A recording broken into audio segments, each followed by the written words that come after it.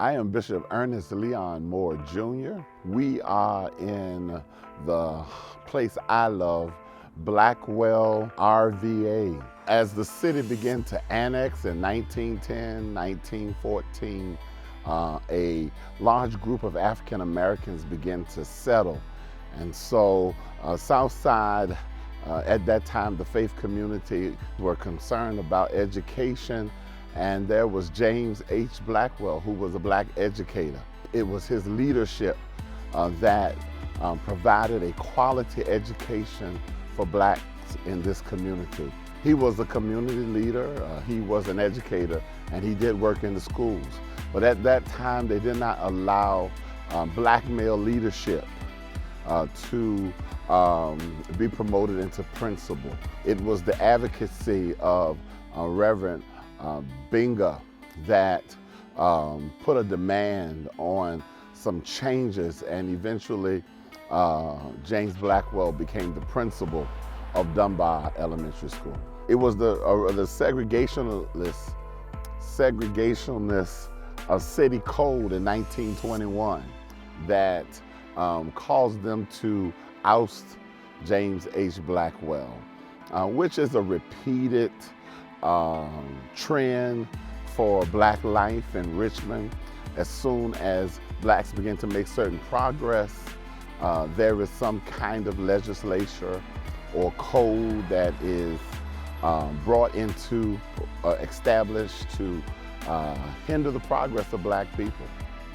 I can go back 50 years in the 70s when I was growing up as a young man. There were a lot of thriving entrepreneurs in the early 70s. In the 80s, we are now moving into the Reagan administration. The war on drugs is prevalent, so the Blackwell community began to experience the impact of that. And so we begin to see decline because now we have one of the big 6 projects in this area, the Blackwell projects, that go all the way down from Albany Avenue all the way down to the 10th Street. And so there was a lot of crime because of the war on drugs, or the drugs implanted in our community. And that's when we begin to see things change. 35 years later, because of abandonment and the removal of the projects, which this is a good space right here used to sit, a lot of projects all on 15th Street were projects. When they were torn down, the land just sat for a few years. And now we begin to see some new development. When it first came, this was called Goose Creek, trying to rename and reclassify the community. So we have seen some drastic, slow changes, and we're wondering what's going to happen next. We had to fight for the designation of historical Blackwell because Manchester is on the other side of Hall Street, and it was evolving into being named on the Decatur side, because Blackwell actually runs from Decatur Street to Dinwiddie Avenue.